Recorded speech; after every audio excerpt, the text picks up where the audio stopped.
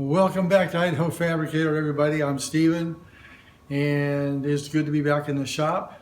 I've got my professional videographer, Sally, my lovely wife here. Thank you very much. Glad to help. Well, you're what makes it happen, you know. Thanks, So honey. here's the deal, guys. I got this door in the fender. Remember, I was working on that last time, and it works really nice. And I just really like the look. It's super cool. But now what I have to do is I have to get the fuel from here to all the way over here to the fuel tank. Okay? So originally, I thought that I would just buy some flexible fuel hose for the filler. But when I went down and looked at it, it doesn't bend very much. Like in a foot, you can maybe get 15 degrees. So, and I need to bend it around a little more, and I'll show you here in a minute. So I ditched that idea, and I took my cardboard plan, which you guys know I like to do, and I thought I would just use exhaust elbows, like 2-inch exhaust elbows. And so I cut this, and let me climb underneath and I'll show you how it looks. All right, so let's get out of here. Turn on my light for everybody. And so can you get in there and show them, babe, what that looks like? So here's the idea, guys. So it's gonna go from this neck here and then out this hole in the body, the bed of the truck. Okay, so that's the plan, and let me show you on this hole what I had to figure out. So I'm gonna get out from under here real quick. So what I did was I clamped a piece of wood. I think you can see it, and that's about the thickness of the bedwood, so that I know how high I could put this hole, because this has got a little bit of an angle to it, and I wanted to make sure that it flowed properly. So I put the wood up there, measured, and this is a 3-inch hole. I did a 3-inch hole because I got this, it's a gasket for fuel filler necks, and it's for 2-inch to 2 1/8. And rather than put, like, weld a little tab or something on the exhaust tubing and bolt it, I'm just going to use this gasket in here to hold the filler neck from wiggling around. So I'll show you here. We're going to put it together and I'll show you how cool it works. So yeah, let me go over to my little counter here and I'll show you. Okay, so I started out, this is just, it's got some just rubber connector hoses on here. And it's just a 90-degree 2-inch exhaust pipe, aluminized, nothing fancy. And then at the other end is another one, okay? But what I had to do here was, the connection here is 2-inch. The connection at the fuel tank is 2 1/4 inch. So I went down to the local muffler store in town. Those guys are super, by the way. I told them what I was doing, and like 2 minutes later, I brought the hose with me, and he just expanded it out, and I was able to get it so that it fit just perfect. And so don't be afraid to utilize some of those guys. And he charged me nothing. He just said, good luck with it. And so that was really appreciated of those guys. So let's go slide this underneath and I'll show you how it's going to look. Let me get what do I do with my gasket? Oh, here it is. So I got to put this on first.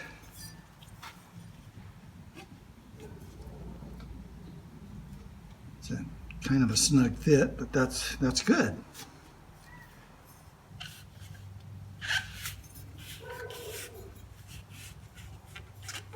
Okay, so it's going to go like that.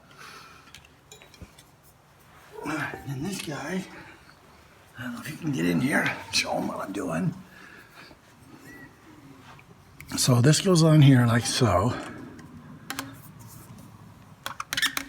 I really like, I was going to do this all one piece and TIG weld it, but I like the adjustability because the angles are not 90 degrees. They're, so first off, put that in the hole. I'll fit that up there. So you can show them how that looks in there. It fits pretty good. And then before I put the gasket in, I got to go on top and fit the fitting into the fuel tank hose. So, here we go here. Under here. Push the gasket away a little bit.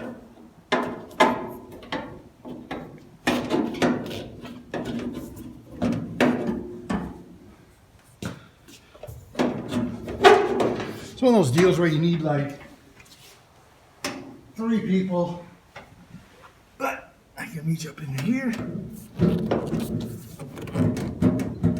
Okay, that fits pretty good. Now, get my basket here.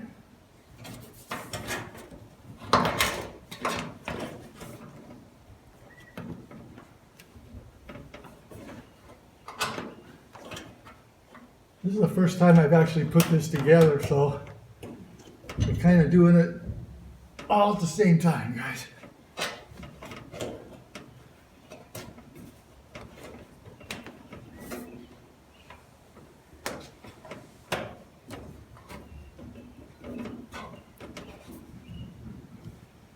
All right.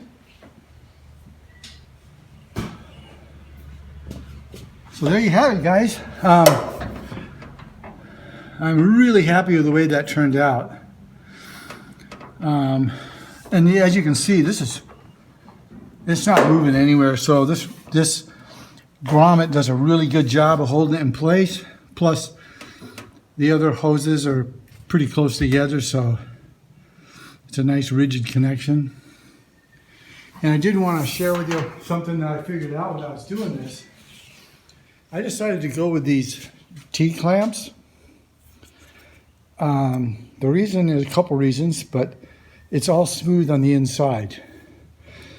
And as I've gotten older and done it more, I've gotten away from these worm drive clamps because they just deform the tubing, whether it's an exhaust pipe, or a water hose or fuel line or whatever. So about these guys here, they're a little more costly, but I think it's worth it.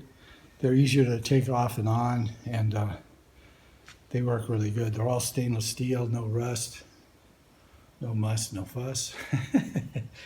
So I'm real happy with these. And while I'm speaking about clamps, just a little side note.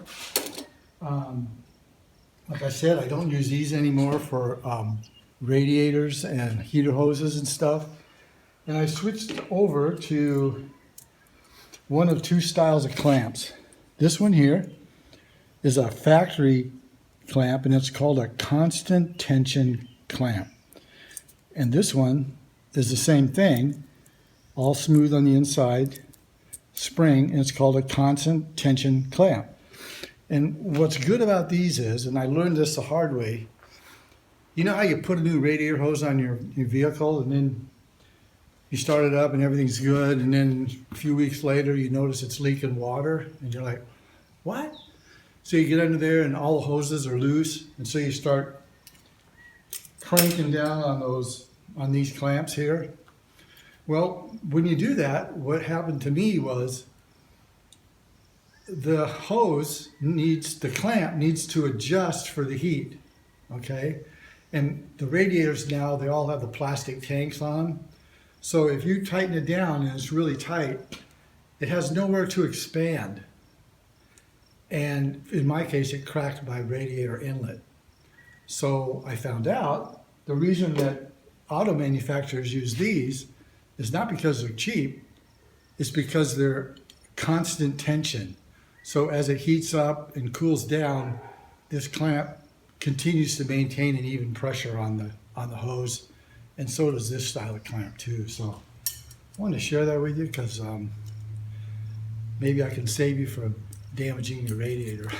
So anyway, that's all, guys. Just a quick short video today to wrap up my fuel system. I've been having trouble getting my exhaust piping to do my exhaust. Seems like everybody's out of everything, and they're saying the supply chain or something is problematic. Or anyway, so I'm waiting on my exhaust stuff, and once I get that, I want to get busy on that, and so we'll get together and we'll do the exhaust system. So be safe out in the shops today, guys. As always, thanks for watching. I really appreciate your support and your subscriptions. And if you have any questions, leave them in the comments. I love responding to you. Take care. Be safe. I'll see you next time. Idaho Fabricator.